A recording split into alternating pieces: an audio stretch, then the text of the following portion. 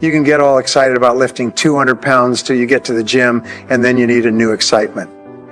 And the new excitement is called discipline, a major step to human progress. Discipline. Now here's the key to discipline. Start with the little disciplines. Get excited over the little disciplines and get right on those, because those will lead to the big ones. Make a list of all the things you can do. Get right on those. Discipline yourself for those. Vote for the results and for the muscle and for the practice. We might add one more word here. Consistent. Consistent. Self-discipline. It takes a consistent effort to truly manage our valuable time. It takes discipline to conquer the nagging voices in our minds. The fear of failure, the fear of success, the fear of poverty, the fear of a broken heart. It takes discipline to admit our errors and recognize our limitations. It takes discipline to change a habit, because habits are formed a little bit each day, every day, every day, every day. Once habits are formed, they act like a giant cable.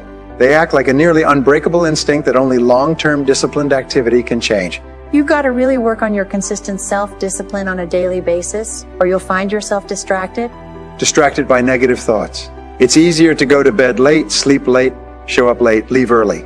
It's easier not to read. It's easier not to read. It's easier to turn on the television than to open a book. It's easier to do just enough than to do it all. Waiting is always easier than acting. Imagine what life would be like if we didn't have to make our bed in the morning, or keep our garage clean, or pay our taxes, or show up for work tomorrow. Wouldn't it be fascinating if we didn't have to do these things? Wouldn't it be fascinating? What do you suppose would become of us? Our world is and always will be a constant battle between the life of ease and its momentary rewards, and a life of discipline and its far more significant rewards. The first lesson of discipline is that it isn't the easiest option. The second lesson of discipline is that it's a full-time activity. And we've said that the best form of discipline is consistent self-discipline. All disciplines carry through to affect all parts of our lives. If we're disciplined in just one area and lazy in another, guess what? The bad habits in one area of our life will eventually destroy our self-discipline in the areas we've been working on. Discipline is imposing on ourselves the requirements for honoring these standards. Once we've adopted these standards of behavior and conduct, we're committed to honor them. And if we don't, then there can be no disciplined activity. We tell our kids that the TV is rotting their minds, yet we spend our evenings in front of it. We tell our employees that they must take advantage of every minute of the working day, yet we spend 3 hours at lunch. This leads to a loss of credibility among those who watch us, and, more importantly, this leads to a loss of credibility within ourselves. The only thing worse than one who is inconsistent in applying their self-imposed disciplines is one who's never considered the need or the value of discipline at all. Here's the third step to becoming consistently self-disciplined. It's really a philosophy that holds one of life's unique promises. Number 3 simply says, for every disciplined effort, there is a multiple reward.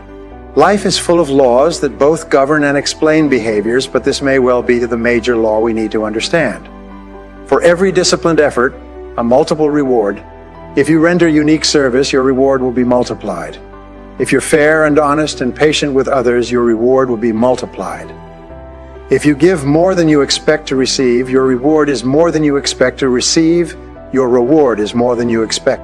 Everything of value requires discipline, as our thoughts require discipline. We must set up our inner boundaries, our codes of conduct, or our thoughts will be confused. And with confused thoughts, we'll end up being confused, hopelessly lost in the maze of life.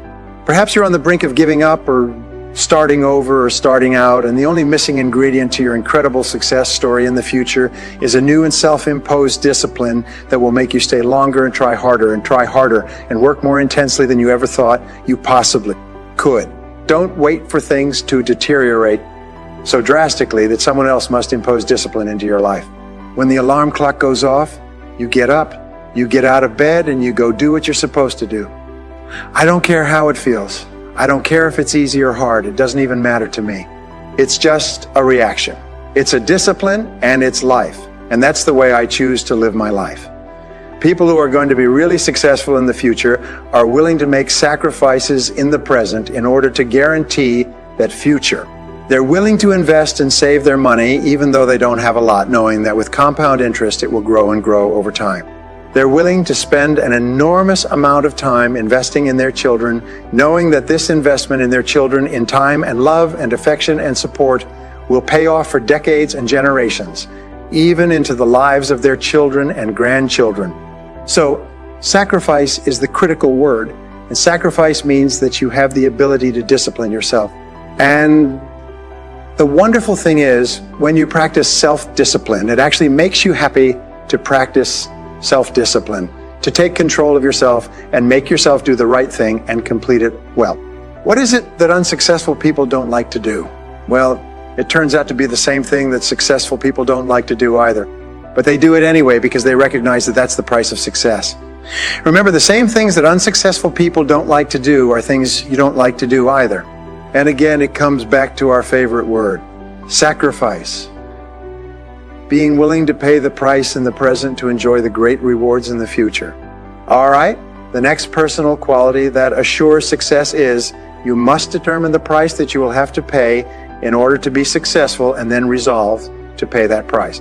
Many people say, just look at that person. They got the nice house and the nice car. You never realize that behind the scenes that person was probably working 16, 18 hours a day, probably for 5 years before they got their break and 5 years after they got their break. The reason I mention this is sometimes people start a business. They think, well, I'm sure I'll have to work a couple extra hours a day. And as somebody once told me, when you start your own business, you only have to work half the time. You only have to work half days from that aisle, and you can decide which 12 hours it's going to be. In a recent study, they found that in our society, you work 8 hours a day for survival, and everything over that, you work for success. Every additional hour, whether you're working for yourself or someone else, is for success. So it's very important that you keep putting in those additional hours, whether it's extra reading, extra study, extra work. You are not allowed to say any other words to a senior officer except, yes, sir, I will do it. No, sir, I didn't do it. And no excuses, sir. And that's how they train the top officers in the world, because they know that nothing makes a person weaker or littler than always making excuses. No leader could be a leader if all they did was make excuses. There is a turning point in your life where you become an adult or you remain a child, and it's like a line that you cross, and on one side of the line, other side of the line is responsibility, where you are now responsible for the rest of your life. On this side of the line is blaming others for your problems. Blaming is the major source of negative emotions and unhappiness and stress and failure. When you step across the line, you say, from now on, I accept complete responsibility for my life and for everything that happens to me. If you have a goal, you accept responsibility for achieving the goal. Blaming makes you weak and angry. It makes you feel inferior and insecure. Too much of anything is a bad thing. Life without balance results in an unbalanced life. Walking around the block every day is good. Walking or running 6 hours a day is bad. It's obsessive, unless, of course, you make your living as a marathon runner. Then you're doing your job. Eating an apple a day is good. Eating only apples is bad. You won't get all the protein and vitamins and nutrients your body needs. Working hard, burning the midnight oil, doing it till is good. Working non-stop, never taking a vacation, never having any fun, never spending quality time with the people you love, working day after day, month after month, never taking a break, year after day, month after month, never taking a break, year after year is bad.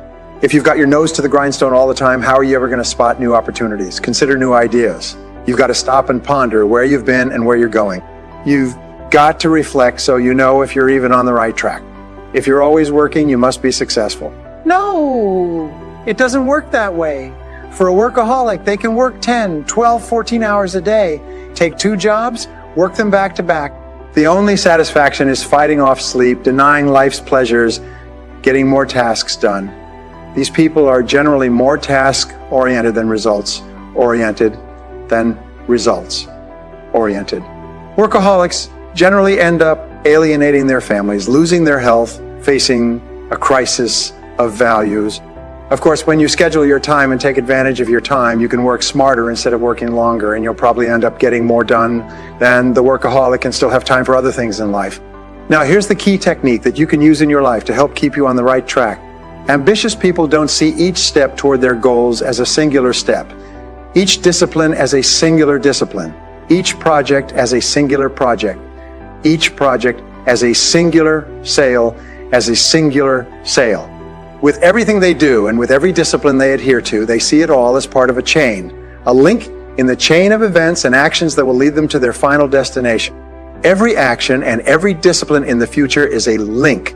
When you can see that every link in the chain will eventually lead you to the things you want most out of life, to the person you want to become, then you won't grow discouraged or fearful or impatient with today. When you can see where you're going through visual chain thinking, even on the toughest days, you'll keep building your ambition by knowing where you're going, not just where you are today.